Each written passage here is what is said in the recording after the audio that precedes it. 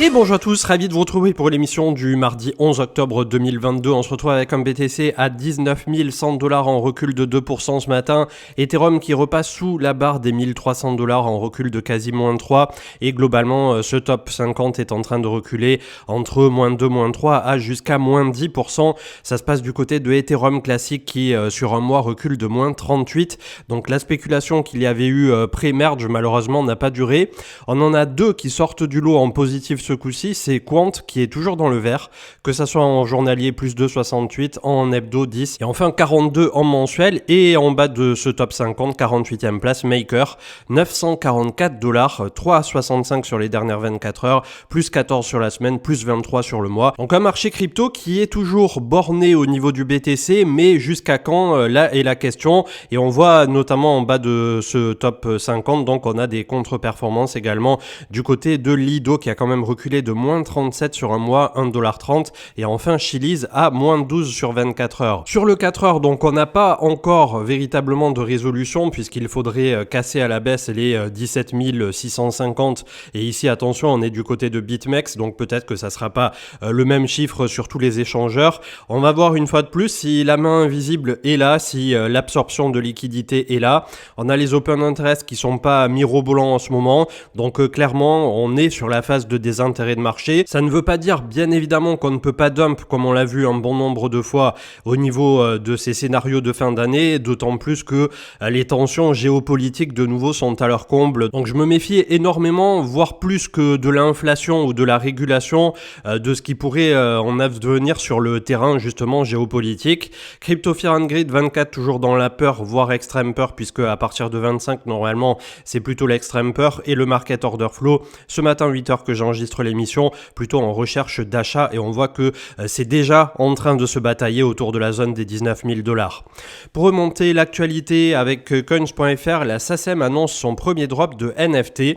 En effet, la société de gestion des droits d'auteur française estime que le Web3 modifiera les rapports entre les créateurs de contenu et leurs fans. C'est typiquement quelque chose, les NFT, et on en avait là aussi discuté précédemment, qui pour les artistes en particulier a vraiment un champ d'application derrière qui est assez énorme. Donc j'espère vivement que cette industrie va se dépoussiérer à grands coups de renfort du Web3 et peut-être de NFT, puisque ça pourrait permettre là aussi à des artistes de véritablement enfin en profiter, et en tout cas de pouvoir en vivre quand la plupart malheureusement encore à ce jour essaient tout juste de survivre.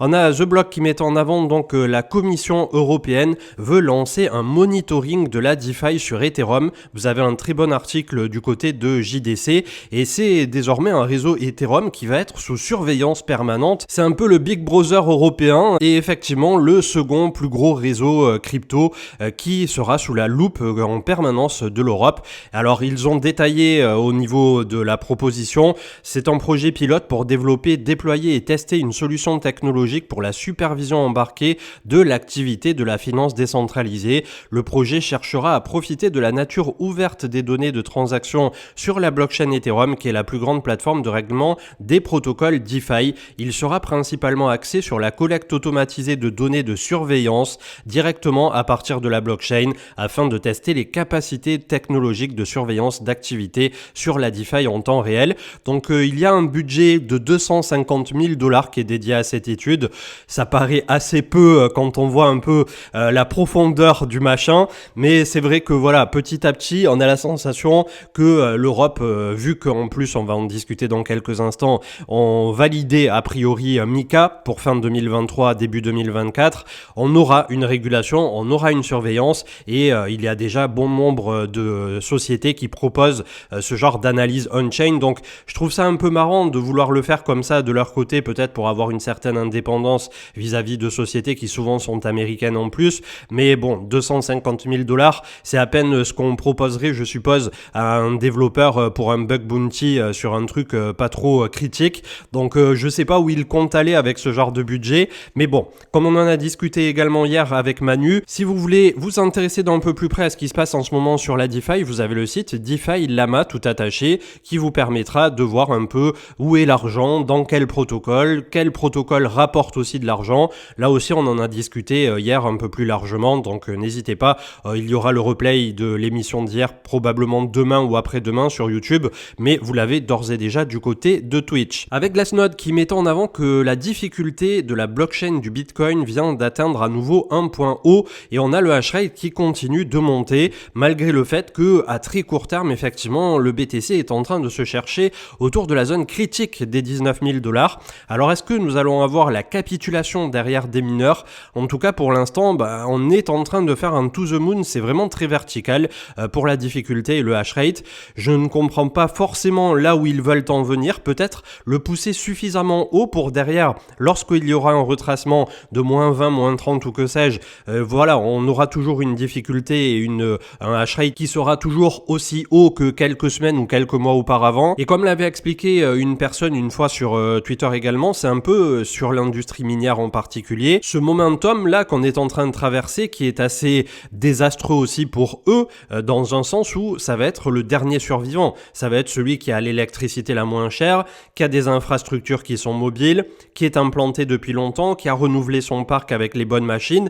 Bref, il peut vraiment se passer aussi pas mal de choses du côté du mining de la force et on surveillera ça avec grande attention. Et pour ceux qui aiment bien les chiffres, on est sur 35,6 trillions au niveau du hash rate, donc là aussi on a été voilà, sur une pente qui n'a cessé de croître au travers du temps et qui prouve malgré tout encore à ce jour que le Bitcoin et son réseau vont très bien.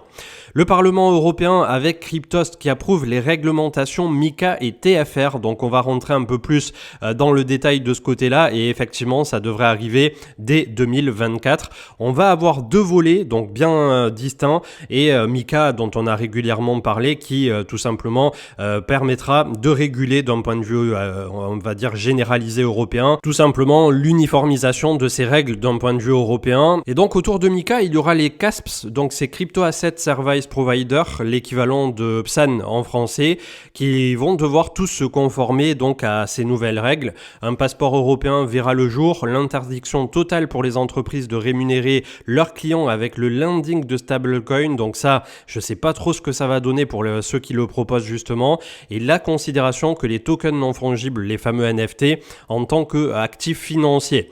Donc ça c'est pour MiCA, c'est les plus grandes lignes, mais vous vous doutez bien que ça va plus loin que ça, et en plus il y a le fameux TFR, donc Transfer of Funds Regulation, et qui concerne la Travel Rule. Notamment, on l'a vu ces dernières heures, il y avait possiblement le Portugal qui va essayer de faire passer tout simplement une proposition de texte de loi pour taxer à 28% du côté du Portugal, mais il y aurait une petite clause qui dit, un peu comme en Belgique et en Allemagne, que si vous les conservez au moins un an sans rien en faire, entre guillemets, avant de cash out, vous repasseriez à 0%, comme c'est le cas actuellement au Portugal. Donc petit à petit, malheureusement, même là où c'était l'Eldorado pour toute la zone EU, j'ai bien peur qu'on ait une certaine uniformité, effectivement. Et comme en premier, on était voilà, autour de la flat tax à 30% en France, pourquoi est-ce qu'un jour ça ne deviendrait pas la norme en Europe? En tout cas, je pose la question. Pour revenir au TFR, globalement, c'est un peu comme tout ce qui est anti-money laundering, la lutte contre le blanchiment et tout ça, pour recueillir un maximum d'informations. Et toutes les entreprises concernées devront se partager les infos de leurs clients. Donc là, clairement, pour tout ce qui est centralisé, on va pas se le cacher, ça pue un peu du huc. On a véritablement un Big Brother qui est en train de se mettre en place. Après, c'est le passage obligé d'un point de vue étatique et d'un point de vue institutionnel parlant, que ça soit pour les grandes entreprises ou pour les États, pour passer tout simplement ce barrage-là. Puisque sinon, on rentre en conflit et derrière, il n'y a plus rien qui avancera d'un point de vue des États.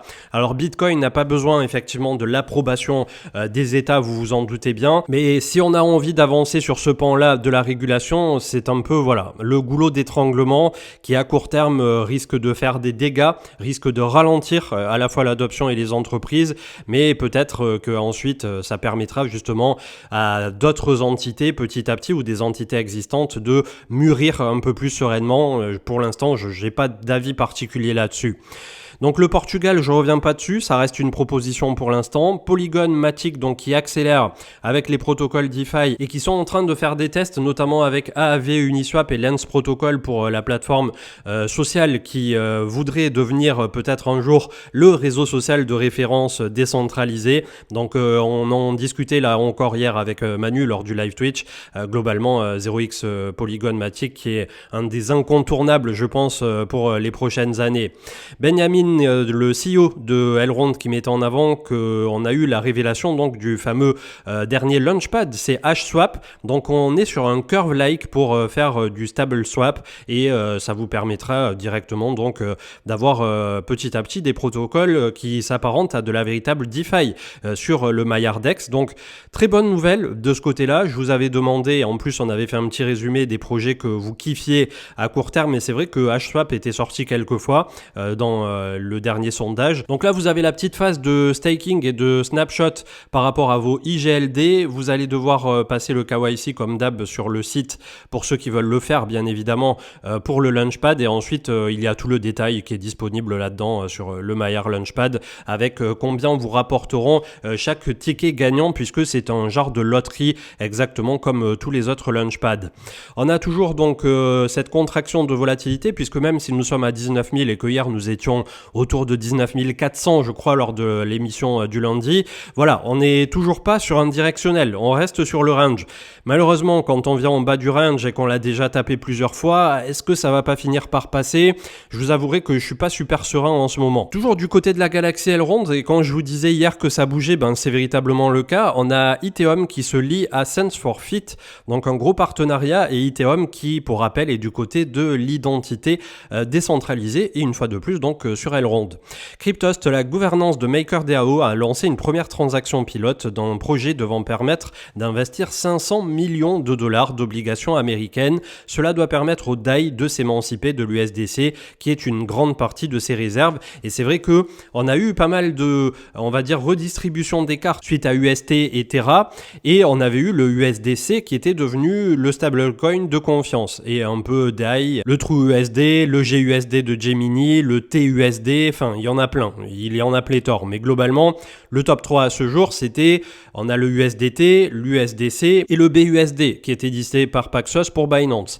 Et là c'est vrai que petit à petit on a USDC de nouveau qui est en train de perdre des parts de marché au profit de BUSD, puisque les gens commencent à prendre en considération qu'il faut, même au niveau des stablecoins, avoir une répartition qui est équitable et pas all-in dans un seul, tout simplement une seule entreprise, j'allais dire un seul protocole, mais c'est pas des protocoles, USDC étant backé derrière par Circle, et on a donc Coinbase, et c'est devenu ce qu'on appelle l'entité centre. Donc globalement, c'est vrai que USDC est un stablecoin de choix. Le souci, c'est que c'est un des stablecoins qui à ce jour est le plus centralisé, que si un jour votre tronche ne revient pas à Coinbase ou au gouvernement américain, on peut tout vous geler à distance. Et ça, c'est vrai que à ce jour, c'est une véritable problématique. L'Angleterre qui est en train de doubler temporairement le rachat via un quantitative easing des bonds à hauteur de 10 milliards par jour. Alors je sais pas jusqu'où va aller l'Angleterre dans cette fuite en avant, mais voilà, ils en sont là. Est-ce que peut-être un jour on n'aura pas ce retour également du côté des États-Unis si d'un seul coup ils voient qu'ils sont allés trop loin au niveau de la hausse des taux? En tout cas, jusqu'à présent, on pourrait quelque part les féliciter d'avoir pour une fois tenu la distance et tenu le cap qu'ils s'étaient fixé. Le dollar qui est la clé, comme le mettait Pladiso ici en avant, on arrive effectivement en haut de cet énorme bandeau qui remonte à 2008. À chaque fois qu'on a eu le dollar qui était très fort, les cryptos étaient en correction. À chaque fois qu'on a eu le dollar qui corrigeait, les cryptos étaient en bull run. Donc on va voir, là aussi ça pourrait être un très très bon pivot de marché pour la suite. Comme le mettait en avant ici Cryptost, plusieurs événements macroéconomiques qui pourraient créer des répercussions sur l'écosystème crypto cette semaine, et jeudi on aura le CPI si je dis pas de bêtises. Donc effectivement un calendrier d'octobre qui est peut-être un peu moins chargé que septembre, mais qui pourra avoir tout autant d'impact, et je crois qu'on aura également une deadline autour du 23 octobre pour les prochains chiffres du FOMC, donc à surveiller. Un peu de on-chain du côté de Glassnode, puisque on a le cost basis qui est en train là aussi de nous donner un indicateur que nous sommes en train d'arriver sur les points bas de marché. Alors j'espère vraiment qu'on pourra trouver un consensus autour de 19,20, mais si on vient à partir autour de 15 15 000 voire plus bas, eh bien voilà, il faudra composer avec. En tout cas, on en a discuté là aussi hier, on a passé quelques indicateurs de Glassnode dans le live. Petit à petit, il y a tout qui est en train de nous dire que oui, le marché crypto est survendu, mais jusqu'où il peut continuer de l'être? C'est là toute la question, court terme. C'est fini pour l'Audi R8 qui sortira à 333 exemplaires. C'est un peu de hors sujet du côté de Audi donc. Et ils ressortent leur iconique R8 nommé GT qui est une version améliorée, allégée en tout point et probablement une future voiture de collection. Pourquoi? Puisque ça sera la dernière thermique pour la R8. Ils sortiront ensuite des modèles très performants, voire de compétition électrique puisque ils font déjà des compétitions là aussi sur ce volet-là. Donc c'est une fin de génération qui s'éteint du côté de chez Audi et petit à petit on va voir ça fleurir sur l'ensemble des constructeurs. Donc clairement je crois que ce modèle va sortir entre 200 et 250 000 euros toutes taxes comprises et notamment en France avec je pense un malus qui probablement ira la propulser dans la stratosphère. Et d'après une personne qui travaille chez Audi dans les commentaires, il y en a 33 qui sont réservés en France. J'ai envie de dire dommage qu'on n'ait pas un cycle de plus justement pour profiter de ce genre de beauté. Et bon, ça commence à faire 200 000 pour une voiture, on va pas se le cacher, quand on peut se payer limite une maison avec. Mais voilà, après il y a des portefeuilles parfois qui peuvent le permettre, donc il n'y aura pas de jugement de valeur ou quoi que ce soit dans ce style sur la chaîne. En tout cas, la fin d'une époque, un chapitre, une page qui se tourne pour Audi. Et voilà, on est en train là aussi de vivre quand même un sacré tournant. On clôturera avec la dernière info donc qui a été remontée par Unfolded, c'était que Huobi est en train tout simplement d'être revendu à une compagnie chinoise. Et le truc qui est bizarre, c'est que c'était pas tout simplement précisé à qui ou à quoi ou comment. Donc Huobi qui devient tout simplement tributaire aussi peut-être un peu de la directionnalité, pour parler poliment, du gouvernement chinois en ce moment, de comment il voit les choses et notamment par rapport à tout ce qui est un peu spéculatif comme ça. Le token avait pump de Huobi, c'est le HT si je dis pas de bêtises. Et voilà, je sais pas trop quoi en penser là aussi, je vois pas ça d'un très bon œil et d'autant plus quand il nous manque la moitié des informations. Au niveau de l'analyse technique, 882 milliards en bataille, très dur autour de la moyenne mobile 200. Notre véritable support, si jamais ça lâche, est autour de 170. Mais je pense qu'on aura une bougie très impulsive à la baisse si toutefois ça venait à arriver. Ce qui là aussi nous conduirait très rapidement d'ici probablement la fin du mois d'octobre sur les targets baissières qu'on a évoquées. 15 000, 16 000, peut-être 12 000, 13 000. C'est très très complexe à se projeter à ce niveau-là, tout simplement puisque les supports on les a, mais on ne sait pas dans quelle mesure cette surcapitulation à un marché déjà en capitulation pourrait justement décourager suffisamment de gens pour petit à petit aller creuser très très bas. Donc là je veux pas vous donner de target précise ou quoi que ce soit, mis à part les supports techniques qu'on peut observer, puisque vraiment on peut avoir une surprise en bout de course. 517 milliards pour le crypto total des alts qui lui est tout simplement cloisonné par la moyenne mobile 200, 474, le support qu'il était venu très largement méché autour de 427 et la moyenne mobile 20, je vous le montre, qui est en train littéralement de coiffer depuis 2 mois le cours au niveau du crypto total des alts. Ça en fait une très très bonne résistance dynamique. Là aussi, globalement, la lecture est très simple. Si on arrive ne serait-ce qu'à repasser au-dessus des 600 milliards, probablement que ça ouvrira derrière bien des spéculations haussières du côté des altcoins. Le BTC USD, donc 19 054 ce matin, là c'est 9h maintenant au moment où j'enregistre l'émission. Statu quo aussi, on a le support historique qui est juste sous les pieds, on a eu le croisement moyenne mobile 20, moyenne mobile 200, on est sous la moyenne mobile 200, ce qui veut dire que nous sommes malgré tout toujours baissiers au moyen terme en tout cas. Au très long terme, comme je vous l'ai montré hier, on commence à avoir la décélération sur l'historique du MACD en mensuel. Est-ce que ça va malheureusement être le contre-appel derrière pour venir chercher le gros creux du volume profile et descendre autour de 12 000 $? Est-ce qu'on peut s'arrêter entre-temps autour de 13 800 ? Voilà, je me méfie vraiment. Si on lâche ici, j'ai bien peur qu'on aille très très bas et que ça soit tout simplement alimenté par le fait que tout le monde aura ce narratif de se dire c'est quelque chose qui ne s'est pas passé dans les cycles précédents, d'aller si bas par rapport à la moyenne mobile 200, de franchir énormément à la baisse l'ex-support, l'ex-ATH du cycle précédent.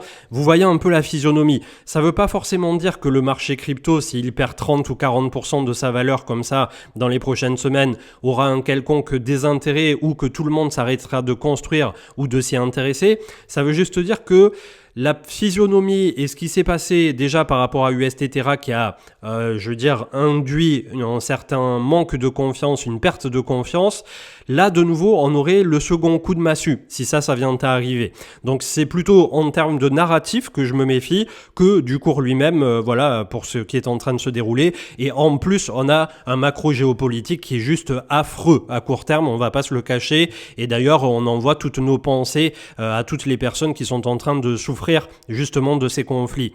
Le S1, 3606 ce matin, moins 0,50. On va voir là aussi avec la réouverture de Wall Street. Alors c'était resté ouvert hier, mais il n'y a quasiment pas eu de spéculation en cours de journée puisque c'était malgré tout un jour férié aux États-Unis.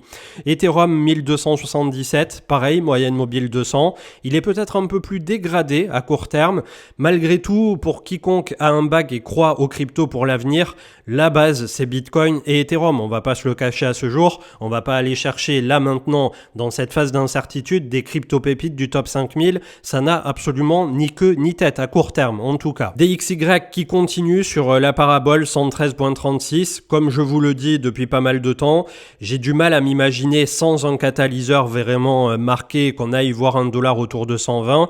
Malgré tout, c'est le haut ici, la jonction autour de 118 avec ce canal parallèle ascendant. Donc why not, pourquoi pas 118, 120, mais je me demande où ils vont trouver désormais le jus nécessaire, d'autant plus que tout ce temps on l'a passé en surachat ici en hebdomadaire pour le dollar américain.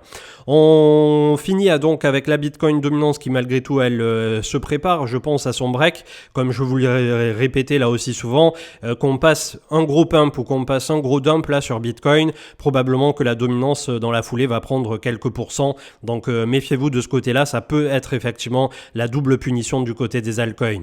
19 133, on latéralise sur Bitcoin, on n'a toujours pas cassé à la baisse en tout cas puisque on est sur la borne basse du range. On est aux portes de la délivrance, si on peut dire ça ainsi, puisque après tout cet attentisme, toute cette négativité qui pèse en ce moment sur le monde, qu'on lit sur les réseaux, dès qu'on allume les informations, c'est juste l'enfer sur Terre.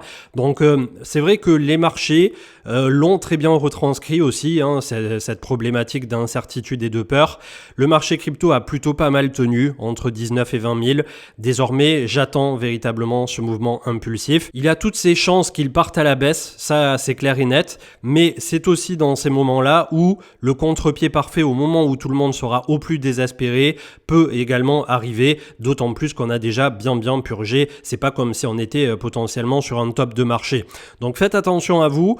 Ayez des cartouches pour ceux qui comptaient tout simplement tirer, sniper peut-être pour les prochaines semaines. Je pense que c'est là où tout va finir de se jouer et j'espère vivement, je croise les doigts en tout cas, je touche du bois pour qu'il n'y ait pas un gros drame international ou quoi que ce soit qui vienne à arriver, sans même parler effectivement de missiles nucléaires ou tout ce qui s'ensuit, d'avoir d'autres pays qui s'ajouteraient à ce conflit et qui rentreraient comme ça petit à petit dans quelque chose d'un peu plus globalisé. Donc j'espère que malgré tout ces émissions vous apportent encore quelque chose. Je compte sur vous pour à minima peut-être mettre un petit pouce ou de temps en temps un petit commentaire si vous en avez envie là aussi. Et pour ma part je vous retrouve d'ici mercredi, jeudi, on va voir. Il va y avoir aussi un nouveau format qui sera proposé par Manu, un hors sujet, et j'espère que ça vous plaira puisque petit à petit c'est aussi le but de cette chaîne. Il y aura probablement de nouveaux intervenants qui viendront renforcer comme ça en plus des quotidiennes qui perdureront au travers du temps, en tout cas tant que je serai là. Ils viendront apporter un peu de nouveauté, un petit air de renouveau, et déjà Marc avec la DeFi, j'ai la sensation que ça vous plaît, donc on essaiera petit à petit de vous apporter de nouveaux contenus. Passez une très bonne journée, essayez de ne pas trop regarder les infos puisque en ce moment, comme je disais, c'est juste on a envie d'aller se recoucher, de fermer les yeux et de dormir pour 8 décennies. C'est une phase compliquée, c'est une phase difficile que l'on traverse tous ensemble tant d'un point de vue des marchés qui finalement sont assez secondaires par rapport à ce que sont en train de vivre pas mal de gens au travers de la planète en ce moment même et qui est réellement dramatique au quotidien. Donc prenons le temps aussi de relativiser ce qui est en train d'arriver là pour ce qui nous intéresse sur le marché crypto et qui est dans tout autre niveau pour comme ça de la spéculation ou un intérêt pour la technologie blockchain par rapport à d'autres choses effectivement bien plus importantes qui sont en train de se jouer. Je vous dis à plus tard et passez une excellente journée. Ciao ciao.